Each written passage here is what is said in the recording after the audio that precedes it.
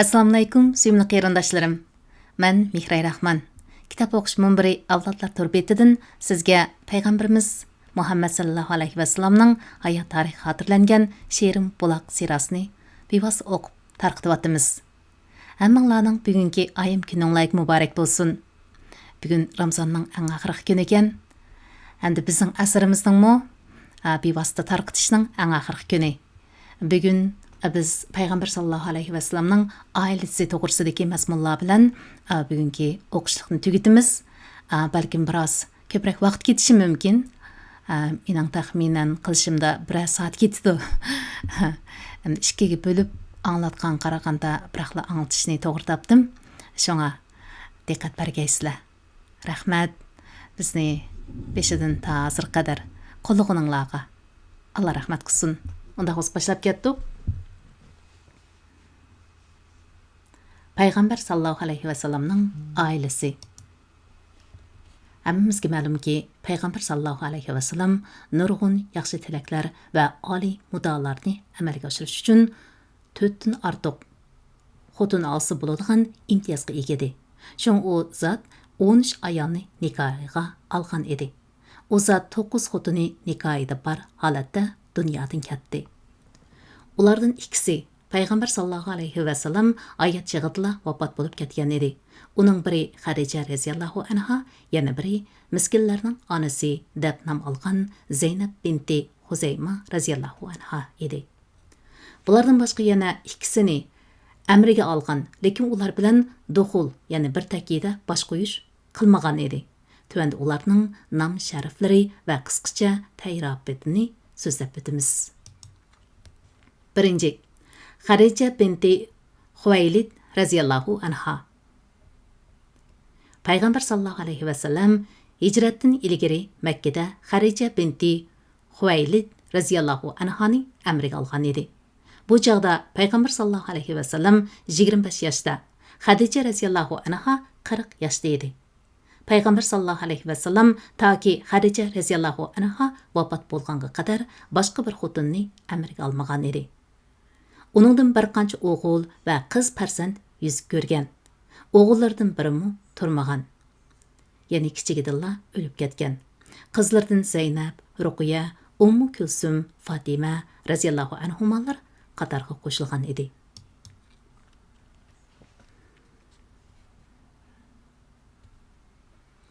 Zaynab radhiyallohu anha hijratdan ilgari o'zining bir navri tuqqani, ya'ni amma otasining o'g'li Abul As ibn Rabiyaga yotliq qilingan. Ruqiya radhiyallohu anha va u o'lib ketgandan keyin Ummu Kulsum radhiyallohu anha Osman ibn Affon radhiyallohu anhuga yotliq qilingan. Fatima radhiyallohu anha Badri urushi bilan Uhud urushi orlig'ida Ali ibn Abu Talib radhiyallohu anhuga yotliq qilingan bo'lib, uningdan Hasan, Husayn, Zaynab va Ummu Kulsum qatorliq 4 farzandi dunyoga kelgan. Ikkinchi, Savda binti Zamma radhiyallohu anha. Payg'ambar sallallohu alayhi vasallam uningga nabuvatning 10-yili, ya'ni Shafvan oyida Xadija radhiyallohu anha o'lib ketib, bir necha kundan keyin uylangan. U ilgari Sakron ibn Amri ismli bir navra tuqqunning nikohida edi. Sakron o'lib ketib, Savda radhiyallohu anha tul qolgan. Shuning bilan payg'ambar sallallohu alayhi vasallam uni amriga olgan edi. Uchinchisi Aisha binti Abi Bakri radhiyallohu anhuma. Payg'ambar sallallohu alayhi vasallam uni nabuvatning 11-yili, ya'ni Savda radhiyallohu anhuga o'ylanib 1 yildan keyin hijratdan 2 yil 5 oy ilgari Makkada amriga olgan. Bu chaqda Aisha radhiyallohu anha 6 yoshda edi. Hijratdan 7 oy keyin Shafvalda Madinada uning bilan bir takiga bosh qo'ygan. U bu chaqda 9 yoshga to'shqan edi. Demak, Aisha radhiyallohu anha 6 yosh. Hijratdan 7 oydan keyin Shafvalda Madinada uning bilan bir takiga bosh qo'ygan. U chaqda 9 yoshga to'shqan edi. Debdi.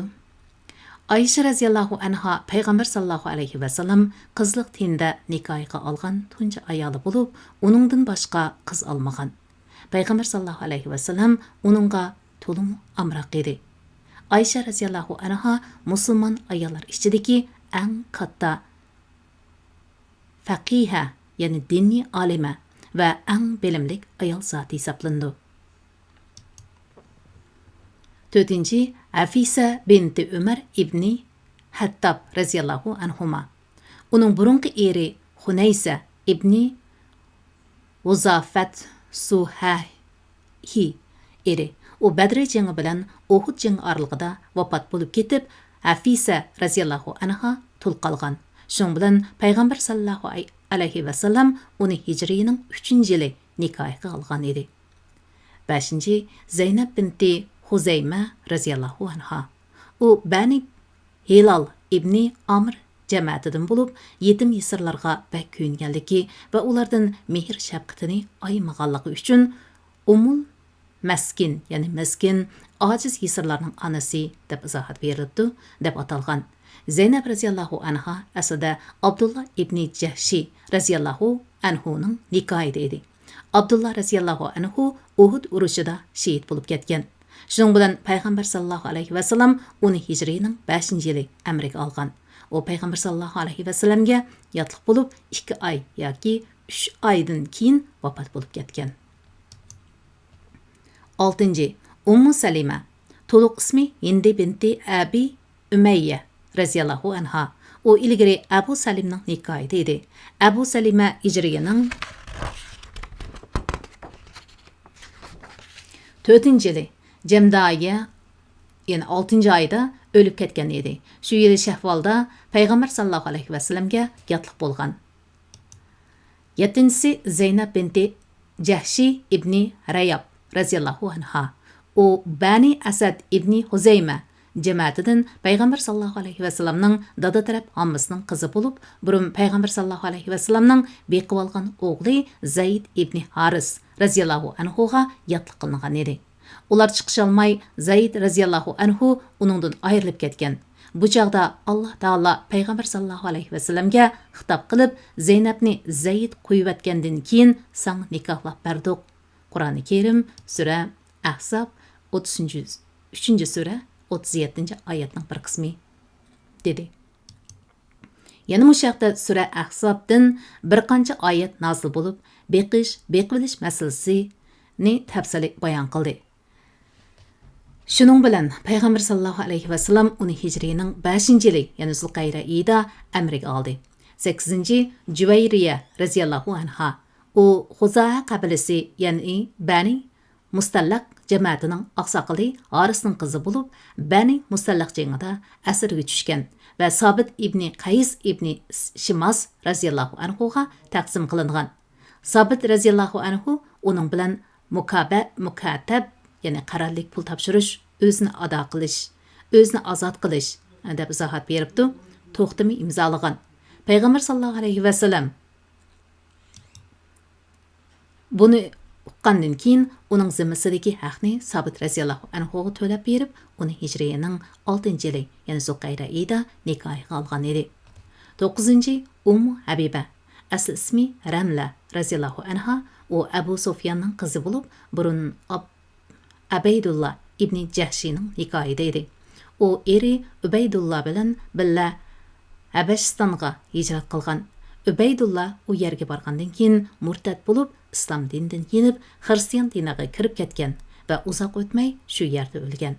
Ummu Habiba radiyallohu anha bo'lsa, o'z aqidasida ching turib, hijrat nishonini ishga oshirgan. Payg'ambar sallallohu alayhi va sallam hijriyaning 7-yili, ya'ni Muharramda Amru ibn Umayya Zamari radiyallohu anhudan Najashi, ya'ni Habashiston podshohligiga maktub avatganda, u Amru radiyallohu anhu orqali Payg'ambar sallallohu alayhi va sallamga xaridorlik qilgan. Shuning bilan Amru radiyallohu anhu uning nikohini Payg'ambar sallallohu alayhi va sallamga qo'shib, uni Shirabil ibn Hasan radiyallohu anhu qaytib Madinaga oldin yo'lga solgan.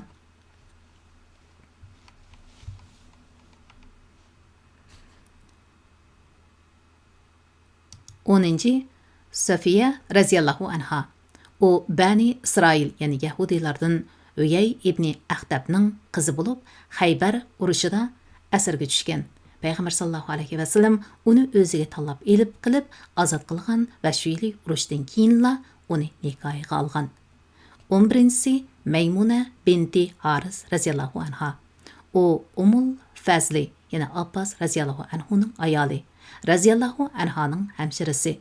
Payg'ambar sallallohu alayhi va sallam uni hijriyaning 7-yili, ya'ni Zulqaydada oldingi yildagi Hudaybiya umrasining qazosini qilg'ili borganda, sahih rivoyatga asoslanganda umra ihromidan halol bo'lgandan keyin nikohiga olgan. Mana bular Payg'ambar sallallohu alayhi va sallam nikoh ahdisini berib, o'z nikohiga olgan va bir takiga bosh qo'ygan 11 fazil ayollardir. Ularning ichida yuqorida tilga olganimizdek, ikkisi Payg'ambar sallallohu alayhi va sallam hayot vaqtida olamdan o'tgan. 9-i Payg'ambar sallallohu alayhi va sallam vafot bo'lganda texi uning amrida edi.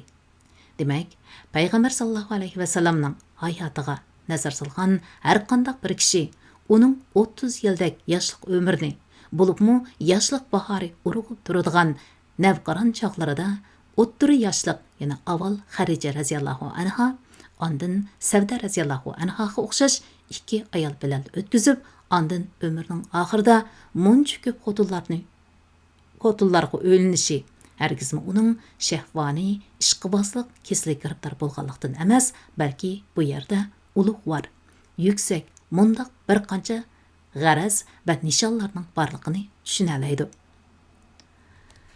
Alayli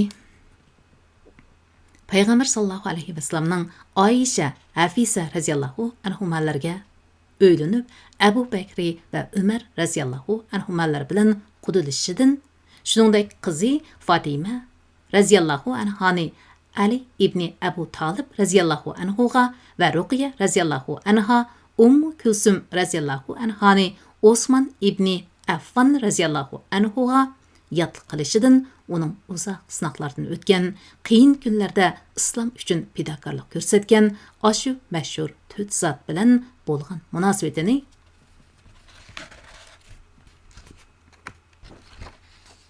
texmi kuchaytirishni maqsad qilganligini bilib olg'ili bo'ladi. Arablarning an'anaviy urf-odatida quda bojliq munosabatiga hech narsa tan qilinmaydi.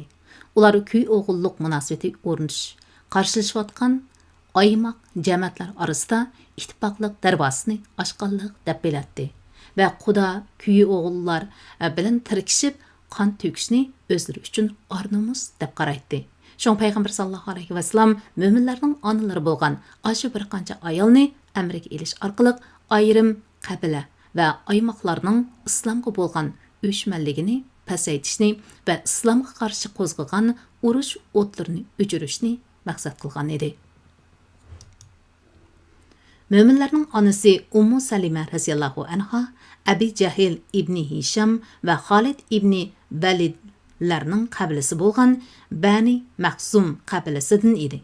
Payg'ambar sallallohu alayhi va sallam Ummu Salima radhiyallohu anha bilan to'plashib edi. Xolid musulmonlarga qarata Uhud urushida tutgan pozitsiyasini o'zgartirib qolmay, aksicha uzoq o'tmay o'zligidan musulmon bo'lib, o'z ixtiyorligi bilan hijrat qilib keldi.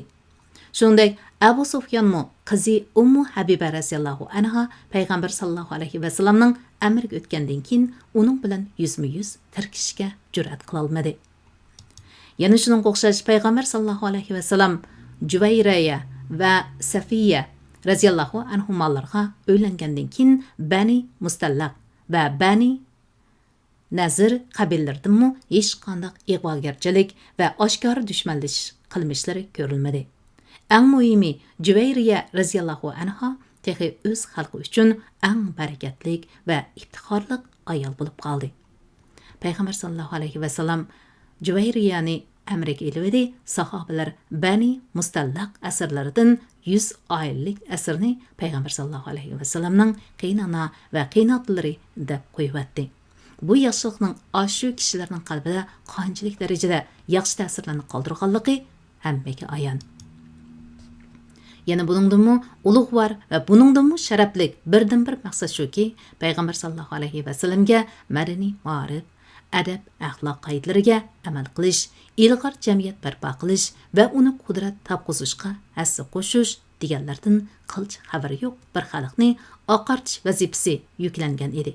Ammo islomiy jamiyat barpo qilishning asosiy prinsiplari erlar bilan ayollarning xohlaganicha aralashishiga yo'l qo'ymaydi. Albuki ayollarni oqartishga bo'lgan ehtiyoj erlarga qaraganda to'liq jiddiy, kam bo'lsa bo'lmaydigan darajada edi. Biroq shu prinsiplarga rioya qilish bilan ayollarni oqartish nishoniga bevosita tanglik yetkili bo'lmaydi. Bundaq ahvolda payg'ambar sallallohu alayhi vasallam shu nishonga yetish uchun yeshi va talant iqtidori o'xshashmaydigan qobil ayollarni tanlab, amriga elib, ondan tarbiyalab oqartishi, ularga din, shariat ahkomlarini o'rgatib va ularni islom madaniyati bilan qurollantirib, ularning kelgusi shahar va yezi ayollarini tarbiyalashi uchun asos selishi kerak edi. Ondan ular ayollar ichidagi da'vat yukini ustiga olalaydi. Barhaq, ular yana mo'minlarning onalarining keyingi kunlarda payg'ambar sallallohu alayhi vasallamning oila ahvoli va xususiy ishlarini keng musulmonlar ommasiga naql qilib tonishtirishda to'pisi ajoyib zo'r bo'ldi.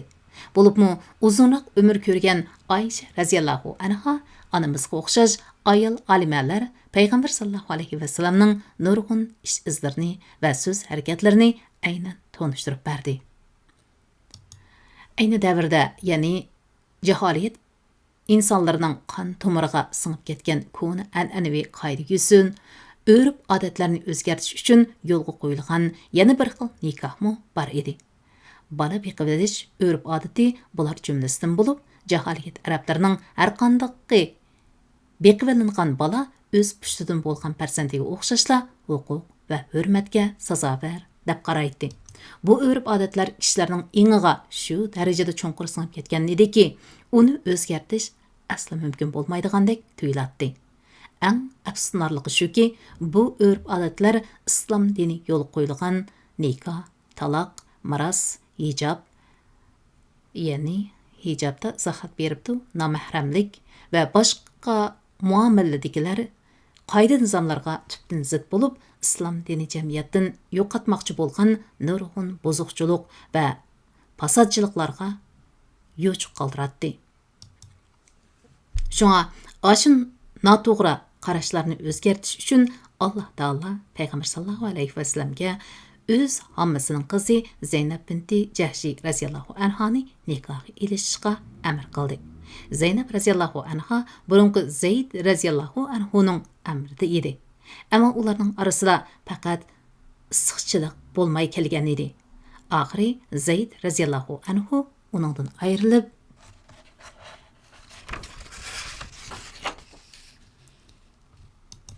ayrilib ketish qaroriga keldi. Bu dal Ahzab, ya'ni ko'p qabilim birlashma qo'shinning payg'ambar sallallohu alayhi vasallam va musulmonlarga qarshi birlik saf tuzib, Madinaga to'plashib, hujum qilayotgan paytiga to'g'ri kelgachga, payg'ambar sallallohu alayhi vasallam munofiqlar, ya'ni mushriklar va yahudilarning uningga qarshi ta'tir tashviqot elib berib, ig'vogarchilik qilishidan va xurafiy o'rib odat qoida usullardan foydalanib, imonisiz bo'lganlarga yomon ta'sir berishdan ansiridi. Shunga u to'pilab kelish ehtimoli bo'lgan bu aborchiliklardan saqlanish uchun Zayd radhiyallohu anhuga xotinni taloq qilmaslikni topiladi. Ammo bundaq ziddiyatdan o'zini qochirib, ehtiyot yo'lini notonish va Alloh taoloning amriga dilg'uli bo'lish payg'ambar sallallohu alayhi vasallamning payg'ambarlik salohiyatiga mos kelmaydi. Shunga Alloh taolo bu haqda payg'ambar sallallohu alayhi vasallamga qoyib mundaq dedi. O'z vaqtida sen Allah ne'mat bergan, senmu inom qilgan kishiga xotiningni nikohingda tutqin, Allohdan qo'rqin deding. Allah oshkorlamoqchi bo'lgan narsani ko'nglingda yoshirding. Kishilarning ta'na qilishidan qo'rqding. Allohdan qo'rqishing eng haqliq edi.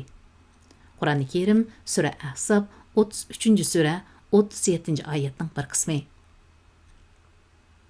Oxir ular bir uyda o'tisholmay Zayd radhiyallohu anhu Zaynabni taloq qilib ayrilib ketdi.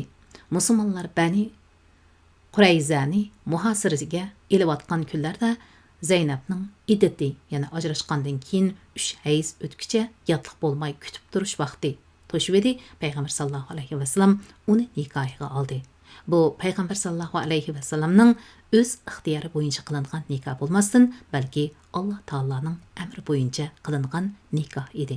Hatto bu nikohga Alloh taolo o'zi bevosita igidorchilik qilib, mo'minlarga ularning bola qilib olgan o'g'illarining qo'yib bergan xotinlarini nikohlab olsa, gunoh bo'lmasligi uchun Zeynepni Zayd qo'yib atgandan keyin sana nikohlab berdik.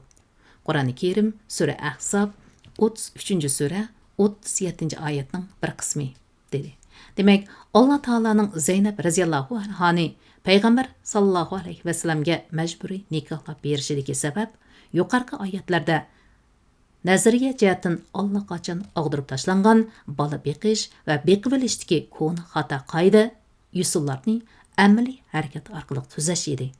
Alloh taolo yana mundaq deydi: ularni otalarining ismlari bilan chaqiringlar. Bu Allohning dargohida to'g'ridir. Qur'oni Karim sura Ahzob 33-sura 5-oyatning bir qismi. Muhammad aranglardagi erlarning hech birining otasi emas, lekin u Allohning payg'ambari va payg'ambarlarning oxirgisidir. Alloh uning bilan payg'ambarlikni oxirlashtirgan. Uningdan keyin hech qanday payg'ambar kelmaydi. Qur'oni Karim sura Ahzob 33-sura 40-oyat.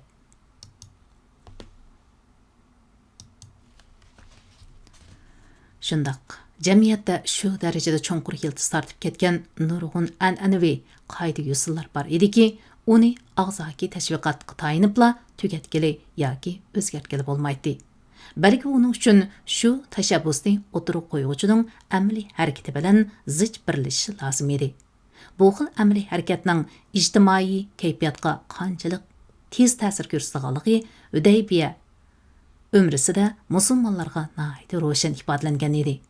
Ayni chog'da musulmonlar urush ibni Mas'ud Saqafiy o'z ko'zi bilan ko'rgandek payg'ambar sallallohu alayhi vasallamning tukurgan tukuruklarni tabarruk bilib yuz ko'zlariga surkib olishgan. Tahorat suyi bilan qo'llarini namlab olish uchun urushib ketgili ta'sir qilishgan edi. Ular hatto texi daraxt tubida o'limga rozi bo'lish, ammo qochmaslikqa bas-basda ahdi berishgan pidokor musulmonlar edi. Ularning ichida Abu Bakri va Umar radhiyallohu anhumalarga o'xshash pishqadam pidokor sahobalar bor edi. Ammo Hudaybiya kelishimi imzolanib bo'lgandan keyin payg'ambar sallallohu alayhi vasallam bu sahobalarni darhol tutish qilib, ariya qurbonliqlarini bo'g'izlab ihromdan chiqishga buyurgan edi. Uning buyrug'iga hamma kishi quloq yopirib olib, hech kim medir-sidir qilmay jim turib oldi. Buningdan hatto payg'ambar sallallohu alayhi vasallam qattiq tashvishlandi, g'azablandi. Lekin bu chaqda Ummu Salima radhiyallohu anha payg'ambar sallallohu alayhi vasallamga boshqalar bilan kor bo'lmay o'zi berib hariya, ya'ni qurbonliqni zabhi qilib ihromdan chiqaverishga maslahat bergan edi. U shunday qildi. Natijada sahobalar orqa-orqadan uningga agishib, hadiyalarni zabhi qilishib, ihromdan chiqishga oldirdi. Mana buningdan kun an'anaviy urf odatni o'zgartishda og'zaki tashviqot bilan amaliy harakatni birlashtirishning qanchalik zo'r ta'siri borligini bilib olg'ili bo'ladi.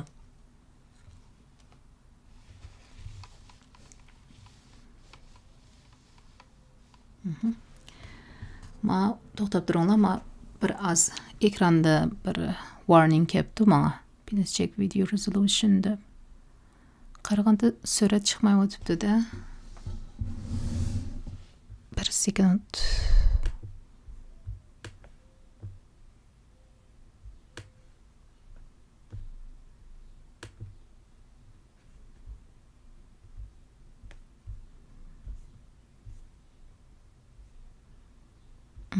Endi bo'ldi. Kechirsizlar.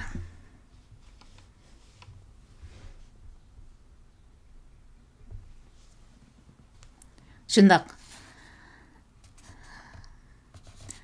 Demak, degandek, bu nikohdan keyin munofiqlar nurg'un ig'volarni tarqatdi. ular bu nikoh to'g'risida keng ko'lamda ta'tir tashviqot ilib berib, ba'zi imoniy suz musulmonlarda qisman yomon ta'sirlarni paydo qildi. Yana kelib Zaynab raziyallohu anha payg'ambar sallallohu alayhi vasallamning 5-ayoli bo'lib qolgan edi. Vaholanki musulmonlar bir 4dan ziyoda xotinlik bo'lishning halolligini qat'iy bilmaydi. Bir erga 4 xotin halol bo'ladi ekanda islomda. Vaholanki musulmonlar bir 4dan ziyoda xotinlik bo'lishning halol ravoligini qat'iy bilmaydi. Buning ustiga Zayd ibn Haris raziyallohu anhu shu kamgacha payg'ambar sallallohu alayhi vasallamning o'g'li deb qaralib kelgan edi. Elning nazarida o'g'ilning ayolini xotinlikka elish eng qabih ish sanaladi. Allah Taala sura Ahzabda mushu ikki masala haqida dal joyida va qanoatlarni javob berdi. Va sahobalarmu beqish, beqibilishning islom dinida nikoh munosabatiga hech qanday ta'sir ko'rsatmaydiganligini va ya'ni Allah Taolaning payg'ambar sallallohu alayhi vasallamga uning alohida ulug'vor nishonlarini amalga oshirishi uchun musulmonlar ommasiga ruxsat qilinmagan 4dan ziyoda o'linish imtiyozini berganligini bilib oldi.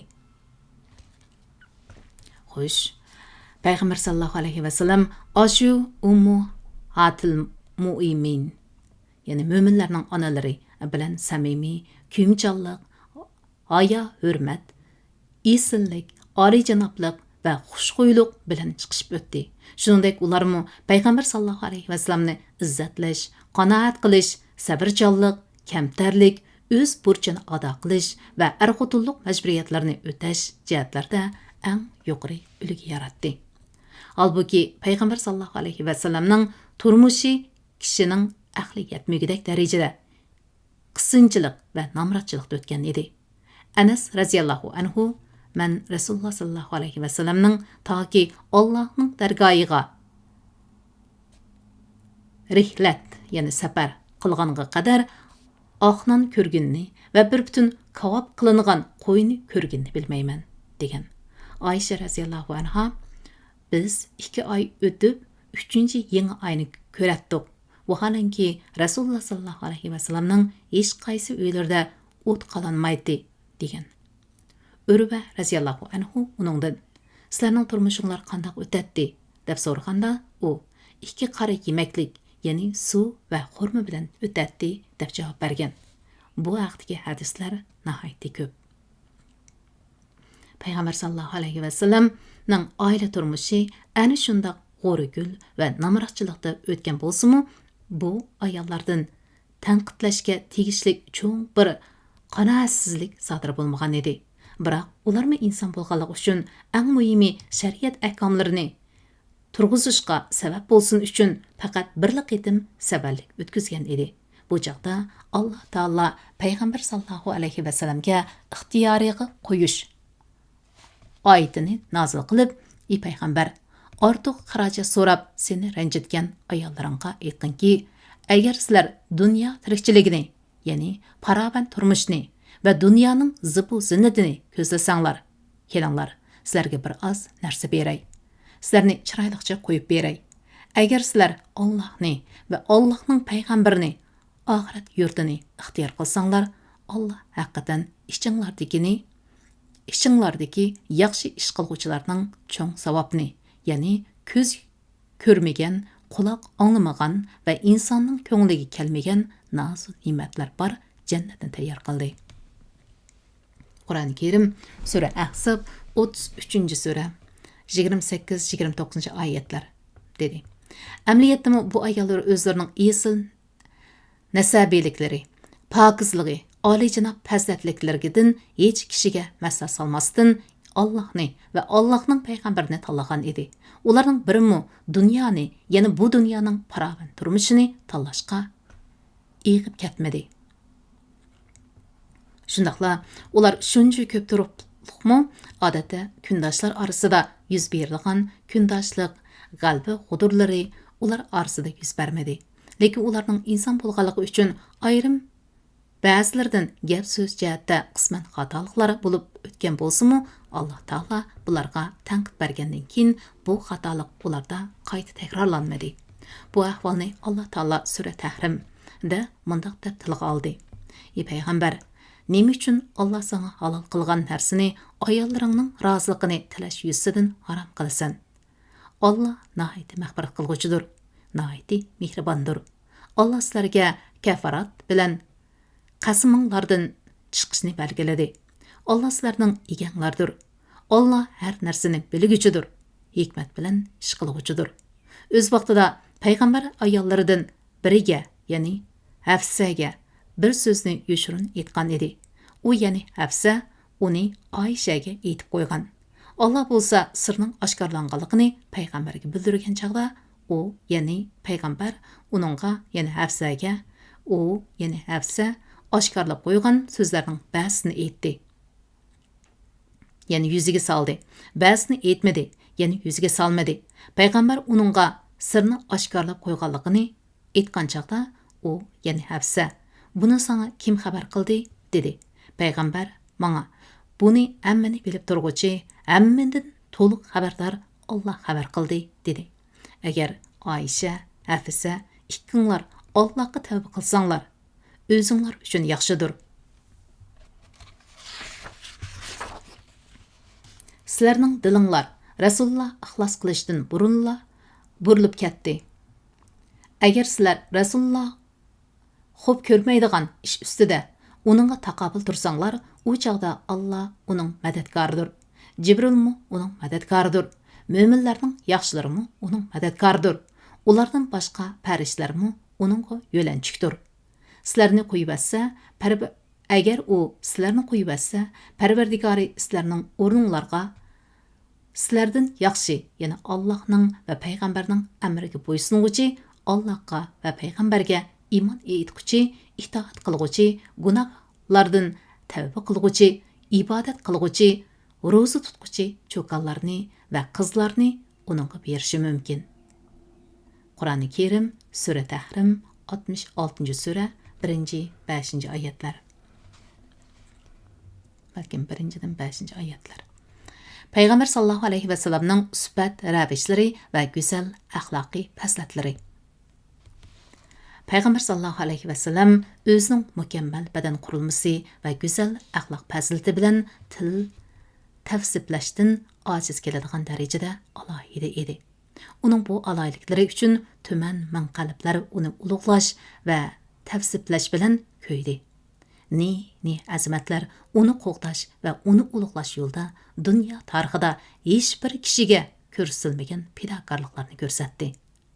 Uning bilan aqam soya bo'lib o'tganlar uningga go'yo oshiq beqaror bo'lib qolgandek tuyg'uga keladi. Ular beshi ketishga rozi ediki, payg'ambar sallallohu alayhi vasallamning tirniqi yerilishiga ko'z qiymaydi. Ularning payg'ambar sallallohu alayhi vasallamga shu darajada ishtiyoq bog'lab, uningga muhabbat bog'lashidagi birdan bir sir payg'ambar sallallohu alayhi vasallamning vujudida boshqa bir insonda tepilmaydigan kamoli fazilatlarning bor bo'lganligida edi. Tuvanda biz o'zimizning mushu sohadagi ojizligimizni e'tirof qilib turgan asosda uning go'zal axloq fazilati va mukammal sifat ravishlari haqida qisqacha to'xtalamiz. Payg'ambar sallallohu alayhi vasallamning chiroy tan qurilishi. Ummu Maybat Xuzoi payg'ambar sallallohu alayhi vasallamni u zot hijrat safarida Ummu Maybatning chidirlig'iga tushib o'tgan edi deb izoh beribdi. Eriga tunishtirganda u chiroyi nurliq, ochiq yo'riq, xushxuy, ayblashga til bormaydigan, ulug'lashga arziydigan, tani qurilishi go'zal, gavri, bosh so'ngki yo'g'an, qomatlik, qora ko'z, uzun kirpik, ovozi jarangliq ham yiqimliq, bo'yni tuz, shahlo ko'zlik, surma tortqandek, qalam qosh, o'rma kirpik, ulashma qosh, qora choch, jim tursa salobatlik, so'zlasa haybatlik. Yiroqdan qaramoqqa chiroyli ham salobatlik, yaqindan ko'rmakka muloyim ham xushbel, tili totliq, esil, kam so'z, xomushmi emas, to'liq so'zlaydigan egzi, valoqmi emas, so'zlari yipi uzilgan guhardek tizilib tushadigan, pakarlik bilan haqoratlanmaydigan, egizlik bilan ayblanmaydigan o'ttiri bo'y, ikki shoh o'tirsidagi notaga o'xshaydi ekan. Uchaylan ichidagi eng chiroyli, qadri yuqori kishi ekan. Hamrohlari uni jini bilan qo'g'daydi ekan. So'zlasa jim turishidi ekan. Buyursa ijro qilishga oldiraydi ekan. Hurmatga sazobar, inovatlik, to'ng qo'polma emas, qusurchi, malomatxo'rmi emas ekan degan. Ali ibn Abu Talib radhiyallohu anhu payg'ambar sallallohu alayhi vasallamni sifatlash va Rasululloh sallallohu alayhi vasallam bak egiz xadib bo'yma emas, bak pakar doğuloqma emas, o'tir bo'y kelishgan kishi edi. Chochlari gida budirma emas, jonsiz o'likma emas, atlik yarishimliq edi. Yuzi go'shlik xamsemizmi emas, uruq ora ko'zmi emas, yuzi yumuloq pakiz chiroy, rangi ro'yi oq va qonliq, ko'zning qarchug'i qop-qora, kirpiklari qo'yiq, o'rimi kirpik, uga barmoqlari yo'g'an, ustixonliq badani tuksiz, ko'krigi kang, g'olliq edi. Maydasida tuvanga so'zilgan yumron tukchilar bor edi. Putqularining ugi barmoqlari cho'ng edi. Mangsa egizdan tushayotgandek salmoqda mang'atdi. Qarasa tamoman burilib qaraydi. Qo'lida payg'ambar muhri bor edi. Qo'li kang, ya'ni sehi, yuraklik, rostchil, vafodor, tabiiy o'ngluq, chiqishqoq edi. Tunji ko'rgan odamga surlik tuyulatdi. Orlashib o'tgan odam uni yoqtirib qolatdi. Uni ta'riflaguchilar Rasululloh sallallohu alayhi vasallamdek odamni burunmi va keyinmi ko'rmadim deyishidi degan. Ali raziyallohu anhudan naql qilingan yana bir hadisda Rasululloh sallallohu alayhi vasallamning bosh so'ngki cho'ng, ustixonliq edi. Maydasida tuvanga so'zilgan yumron tuklar bor edi. Go'yo egizdan tushayotgandek tez mang'atdi deyilgan. Jabir ibn Samura raziyallohu anhu Rasululloh sallallohu alayhi vasallamning eg'izi yo'g'an, ko'zning jiyki uzun, putining o'shiq so'ngki o'sik edi degan. Abu Tufayl raziyallohu anhu Rasululloh sallallohu alayhi vasallam rangi ro'yi oq, pakiz chiroy, o'tir bo'y kishi edi degan.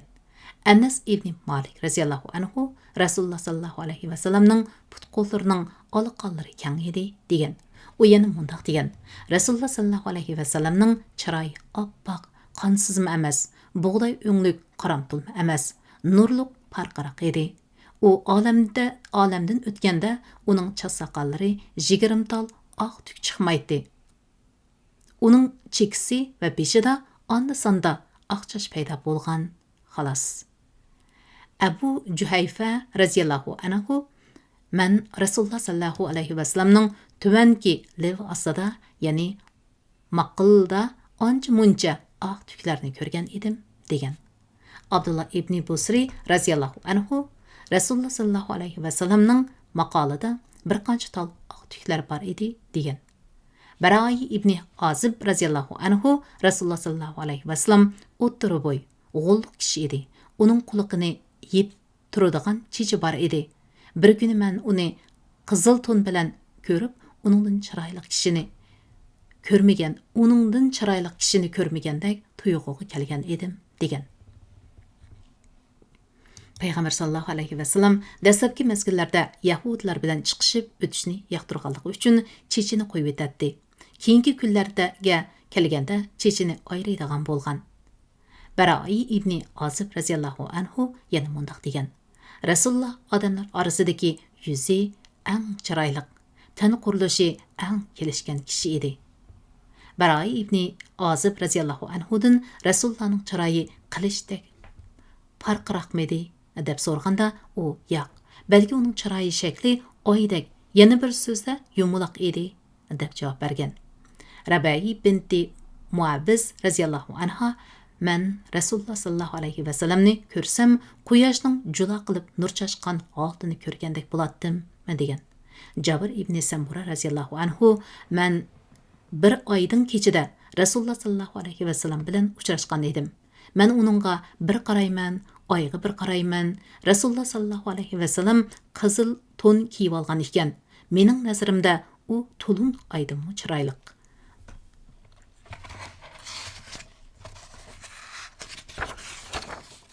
bo'lib ketibdikan degan.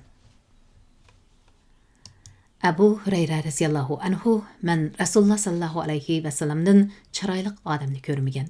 Quyosh go'yo uning yuzida oqqandek bilinatdi. Mangsa uningga yer qatlanayotgandek tuyulatdi. Biz mushaqqat bilan mangsak, u qiynalmay ravon mangatdi degan.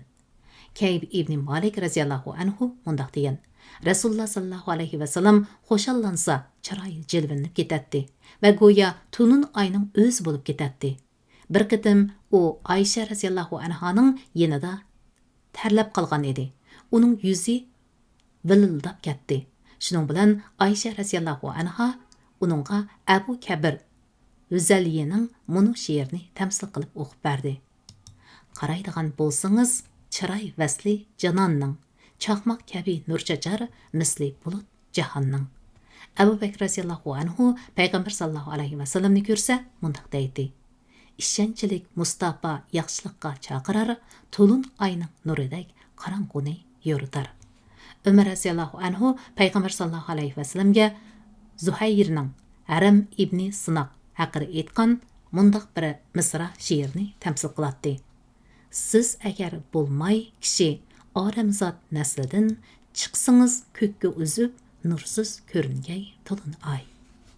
Andın o Rasulullah sallallahu aleyhi ve sellem mana mushundaq edi deydi. Payg'ambar sallallahu aleyhi ve sellem g'azablansa chiroy qizirib, go'yo uning mangziga onarning tanchlari siqilgandek bo'lib ketadi. Jabir ibn Samura radhiyallohu anhu Rasulullah sallallahu aleyhi ve sellemning pochqida ozroq qapartma izlari bor edi. U ko'rsa tabassum bilan kuladi. Men Rasulullah sallallahu aleyhi ve sellemni ko'rsamla ko'ziga surma tortibdi deydim. Ammo u surma tortmaydi degan. Ibn Abbas radhiyallohu Rasululloh sallallohu alayhi va sallamning tishi arashroq edi. So'zlasa tishlari orasidan nur chiqayotgandek bilinadi degan. Ammo uning bo'yni kiyikning bo'ynidek tuz, kumushdek pokiz edi. O'rimi kirpik, soqoli quyuq, peshonasi keng, qish quyuq, ikki qishining o'tirisi üzük, qanşarlıq, məngzi tüz, kökrükidən kindikigicha tüvən sozulğan yip şəkillik tükçülər bar idi. Qol və iki dolisi tüklükrək, qorsaq və məydləri tüksüz və tüptüz kökrüki kən, biləkləri uzun, put qollarının alqalları kən, tapınның boşluqı kənrək, ügü barmaqları uzun idi. Mangsa qədimini üzüb götürüb, salmaq qədəm taşlap manatdı. Abu Juhayfa radhiyallohu anhu men Rasululloh sallallohu alayhi va sallamning qo'lini tutib peshonamga qo'ygan edim. U qardimmi so'g'uq, ya'ni rahatlik, ippardimmi xushbo'y tuyuldi degan. Jabir ibn Samura radhiyallohu anhu Rasululloh sallallohu alayhi va sallam mangzimni mansabi bala edim. Mana izohat beribdi, men sabiy bala edim deb. Silab qo'yib edi, uning qo'lini go'yo attar, ya'ni atir sotquchining qutisidan chiqqandek his qildim degan. Ummu Sulaym radhiyallohu anha Rasululloh sallallohu alayhi va sallamning tarlari eng esil xushbaroq edi degan. Miyada izohatda yana ishlab kelib bo'ladigan xushbaroq xuruji edi demoqchi ekan. Jabir radhiyallohu anhu biror odam Rasululloh sallallohu alayhi va sallam mangan yo'lni o'tsa, u shu yo'lning xushbo'yligidan bu yo'lda uning manganligini bilib oladi. Uning so'l mo'risida kaptar tuxumiga o'xshash payg'ambarlik muhri bor edi. U yumaloq, qapartqu shakldagi to'pcha bo'lib, ustida siziqchalar bor edi degan.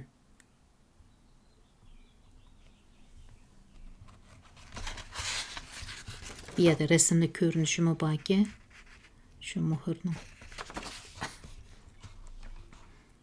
Payg'ambar sallallohu alayhi va sallamning psixik kamolati va makarim axloqlari. Payg'ambar sallallohu alayhi va sallamning tilining fasohatligi va yuqori nutq mahorati va alohida o'rinda turadi.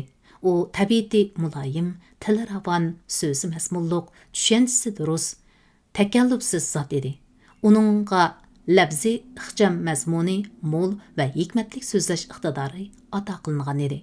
U arab til shiverlarini pishiq biladi. Har bir qabila xalqiga u qabilaning til talaffuzi va so'zlash uslubi bo'yicha so'zlaydi. Payg'ambar sallallohu alayhi vasallamning til va vujudida sahroning sodda, tabiiy so'zlash uslubi bilan shaharning madaniy, churuk talaffuzi va ilohiy vahiy ta'minlagan Allohning qo'llashi va madad berishi to'liq mujassamlashgan edi. Muloyimlik, jafoga chidash, o'ch elishga qodir turuqliq, kechirim qilish, ko'ngilsizliklarga sabr qilish Alloh taolo uning ato qilgan esil axloqiy fazilat edi. Har qancha muloyim kishimi hamisha muloyim bo'lavermaydi. Uningdan cho'qim hamon biror qitim oldiroqsonlik sodir bo'lishi mumkin edi. Lekin Payg'ambar sallallohu alayhi vasallam shuncha ko'p ko'ngilsizliklarning hammasiga chidagan, o'ziga azor, kulfat yetkazgan nodon joyillargami muloyimlikni o'zgartmagan edi. Hazrati Oysha radhiyallohu anha Rasululloh sallallohu alayhi vasallam ikki ishning birini ixtiyor qilishga to'g'ri kelganda, gunoh bo'lmaydiganlar bo'lsa, uning o'ngayroqni tanlaydi. Agar gunoh bo'ladigan bo'lsa, uningdan hezi bo'ladi. O'z uchun intiqom olmaydi. Faqatla Allohning hurmati dafsanda qilinsa, Alloh uchun intiqom oladi. U g'azablanish, ochiqlanishda eng asta, rozimanlik va xushal bo'lishda eng tez edi degan. Payg'ambar sallallohu alayhi vasallamning sehiyligi. Payg'ambar sallallohu alayhi vasallam saxobat va quli uchuqliq babida tangdishi yo'q zot edi. U namratlikdan qo'ymaydi, qo'rqmaydi. Ibn Abbas radhiyallohu anhu Rasululloh sallallohu alayhi vasallamning quli yaxshilik uchun bak uchiq edi.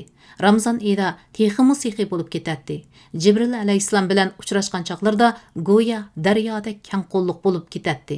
Jibril alayhissalom Ramazonning hamma kunida uning bilan uchrashib, Qur'ondan savat takrorlab beradi. Bu chaqda u yaxshilik uchun shamoldanmi tez harakat qiladi degan. Payg'ambar sallallohu alayhi vasallamning boturligi. Payg'ambar sallallohu alayhi vasallam shu darajada botur, qo'rqmas, jasur kishi ediki, boturlik bilan shuhrat qozongan ne kishilarning mushkul paytlarda qechib ketgan chaqlar bo'lgan. Lekin Payg'ambar sallallohu alayhi vasallam eng mushkul paytlardami o'z o'rnida tavranmay ching turib, boturlik bilan olg'a ilgirlagan. Orqaga chekinmagan. Dangdar boturlarning muhim paytlarda qochgan yoki xatolik sodir qilgan chaqlar bo'lgan. Faqat Payg'ambar sallallohu alayhi vasallamlar bundaq nuqsonlardan butunlay xoli edi.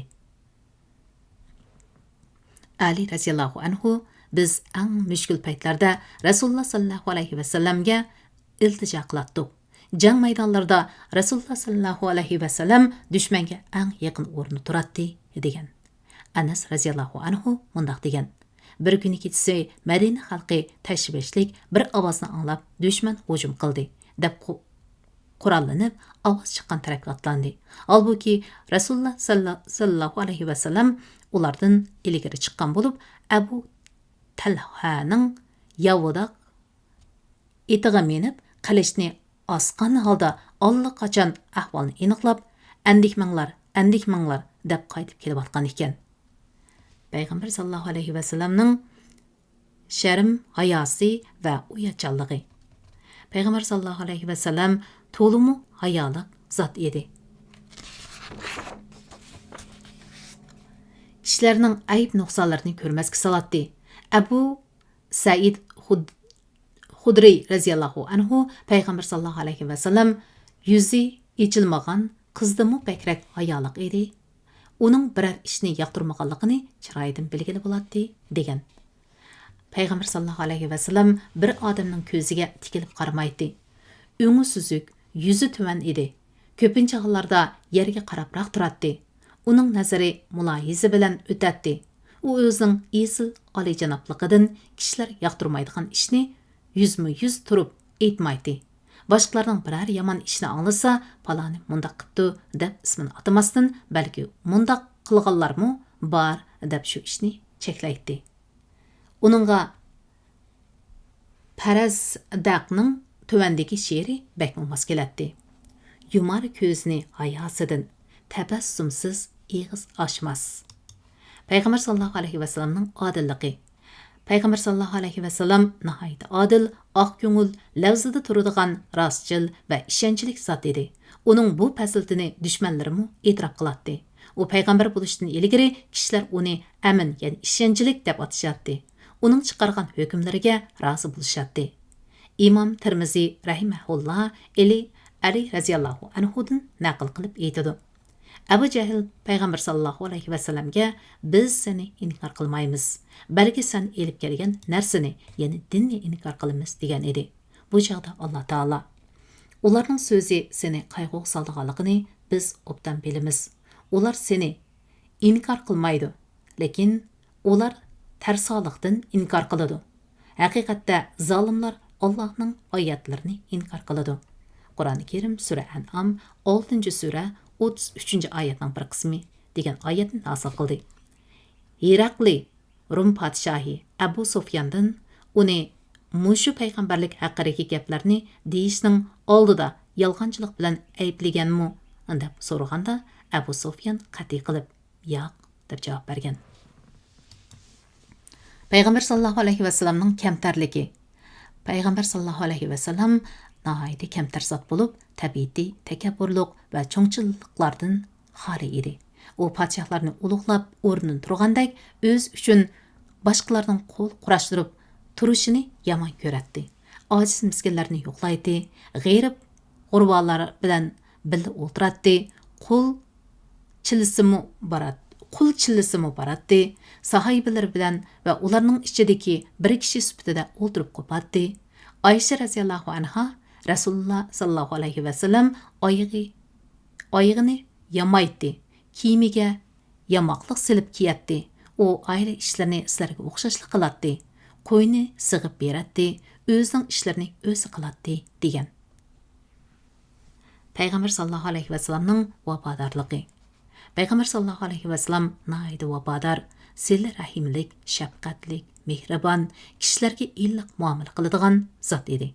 U chiqishqoq, adablik, mijozi o'ngluq, adab axloqqa yot ishlardan yiroq edi.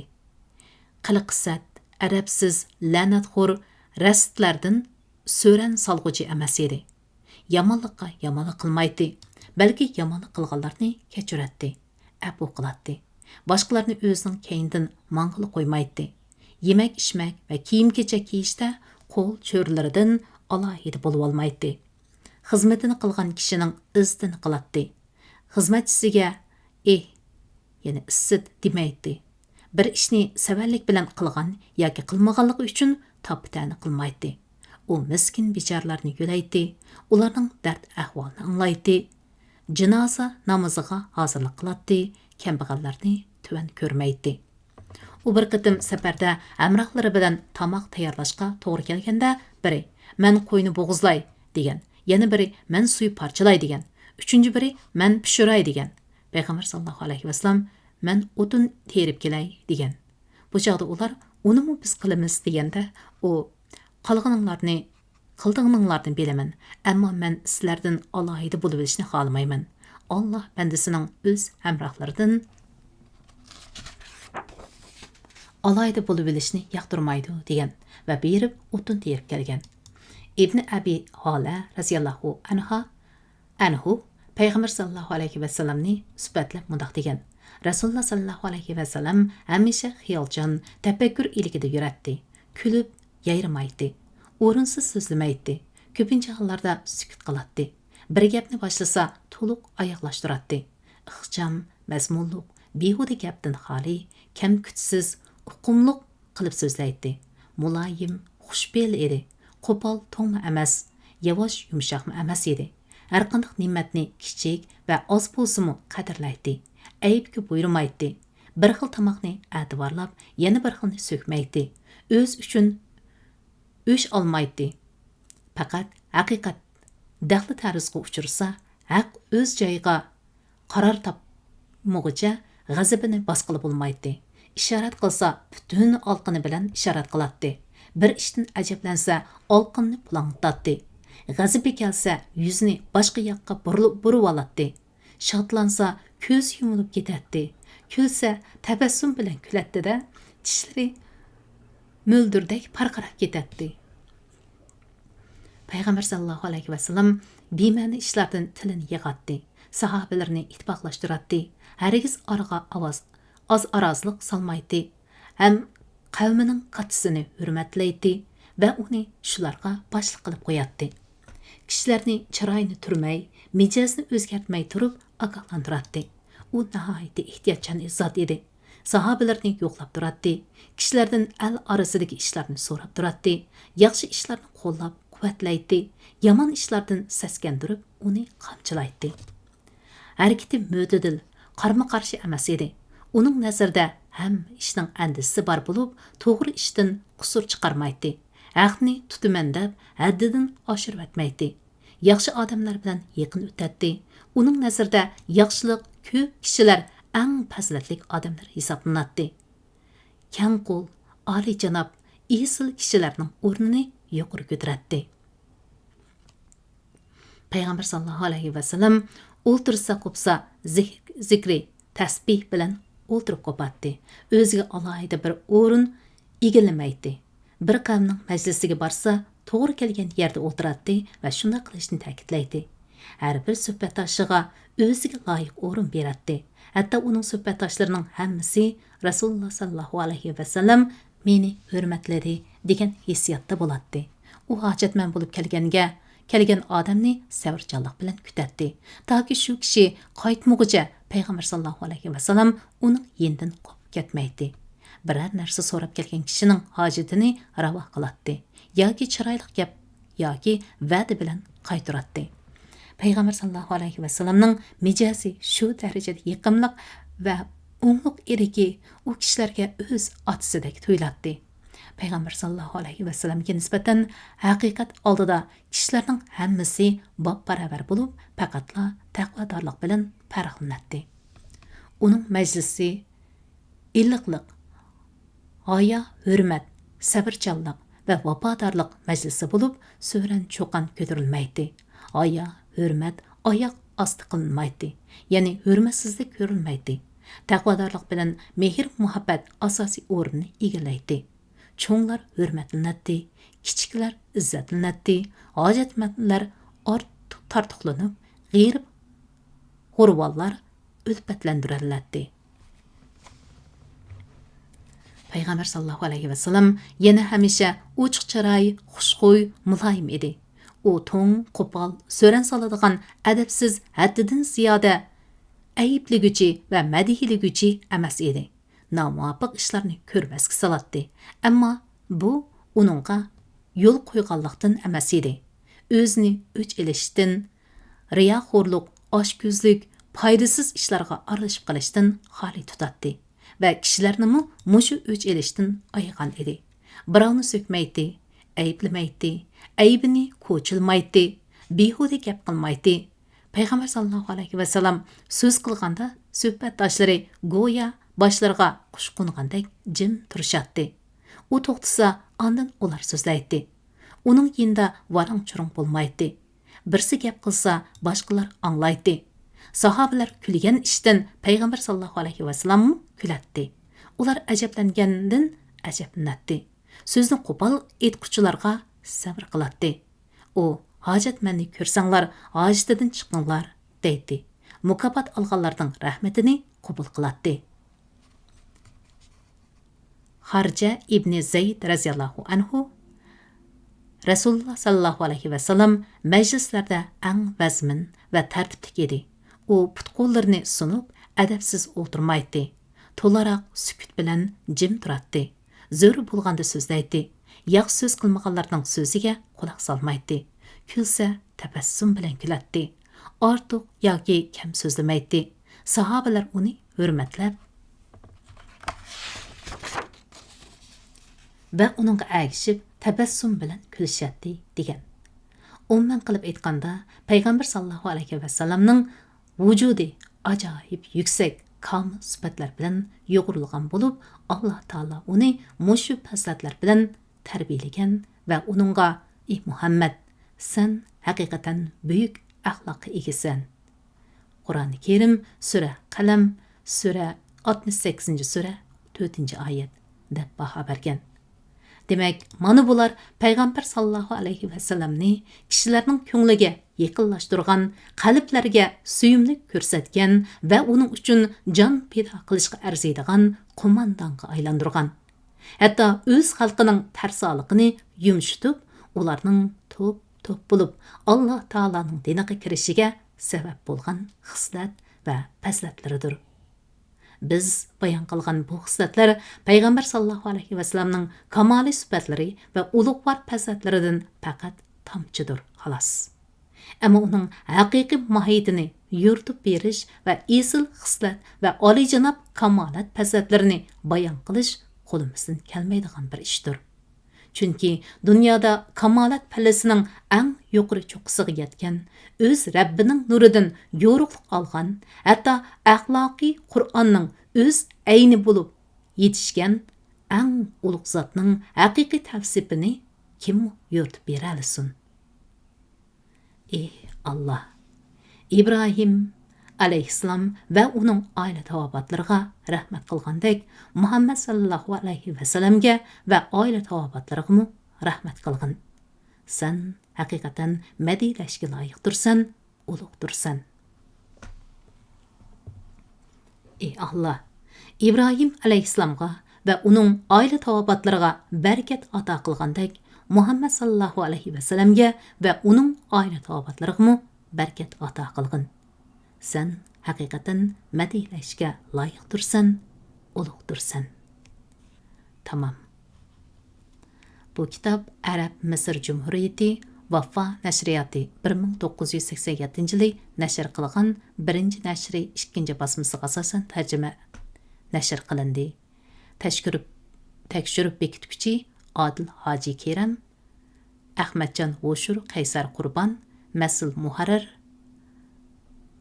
Muharrerler, Qaraganda Məsul Muharrerler, Ahmetcan Voşur Kaysar Kurban, Yaqub Muhammed Rozi, endin tehridaktör Şemsunur Voşur deyilipdi.